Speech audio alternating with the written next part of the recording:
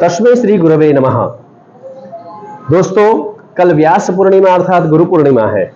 मेरे सभी प्रत्यक्ष और अप्रत्यक्ष रूप से मुझे ज्ञान प्रदान करने वाले गुरुजनों के चरण कमल में मैं वंदन करता हूं।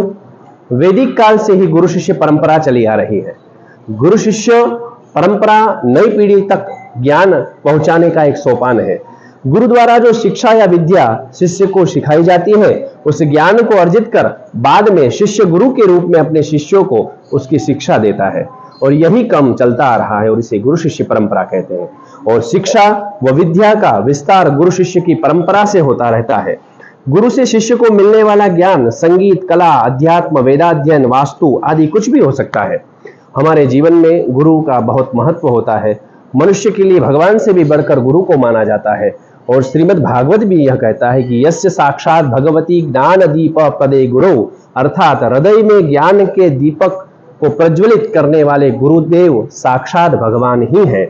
क्योंकि भगवान हमें जीवन प्रदान करते हैं और गुरु हमें शिक्षा देकर इसी जीवन को सही ढंग से जीना सिखाते हैं। दोस्तों, शिष्य के जीवन में गुरु 4 प्रकार से कृपा करता है, 4 प्रकार से उसे दीक्षित करता है।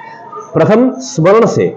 जैसे कछुई रेत के भीतर अपना अंडे देती है और खुद पानी के भीतर रहकर उस अंडों को याद करती है, उसका स्मरण करती है और वह अंडा परिपक्व हो जाता है, वैसे ही शिष्य गुरु के स्मरण मात्र से ही ज्ञान से परिपक्व हो जाता है। दूसरा, दृष्टि से। मछली पानी में अंडे देने के बाद में उस अंडे को देखती रहती है और उसकी दृष्टि से ही वह अंडा परिपक्व हो जाता है, वैसे ही गुरु की करुणामय दृष्टि से वह शिष्य ज्ञान के रूप में परिपक्व हो जाता है। तीसरा, शब्द से।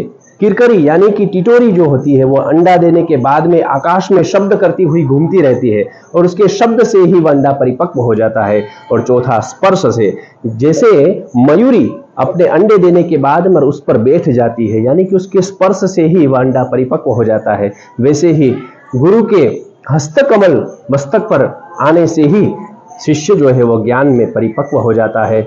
यह है स्पर्श दीक्षा। अंत में मैं यही कहूंगा कि सर्वत्र जयमिच्छेद पुत्रात् शिष्यात् पराजयः।